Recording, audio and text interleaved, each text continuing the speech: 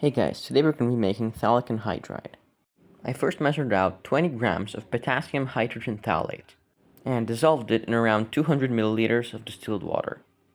Just to be clear, it doesn't need to be potassium hydrogen phthalate, it can be any phthalate salt. Sodium phthalate, ammonium phthalate, anything works. Just make sure you take into account the different molar masses. Once it all dissolved, I can now add 12.5 milliliters of 29% hydrochloric acid. Stir it properly and then you will see a fine white precipitate forming.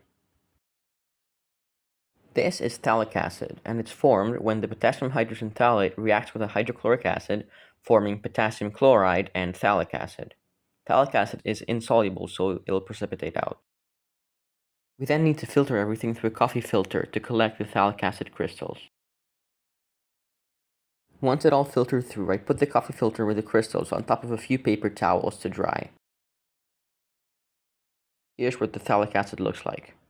Once it was quite dry, I transferred it all to a round bottom flask. I then pulled a vacuum on it to dry them quicker and more efficiently. Once the crystals were dry, I put them in a beaker and put everything into a heating mantle.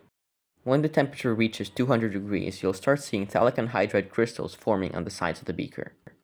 When this happens, place a round bottom flask with water on top of it.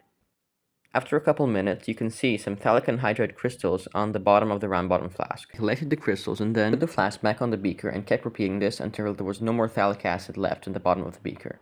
Here's a nice picture I took of the crystals while I was doing one of the other runs.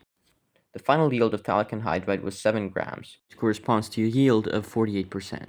Here's a picture I took of the phthalic anhydride crystals under a microscope.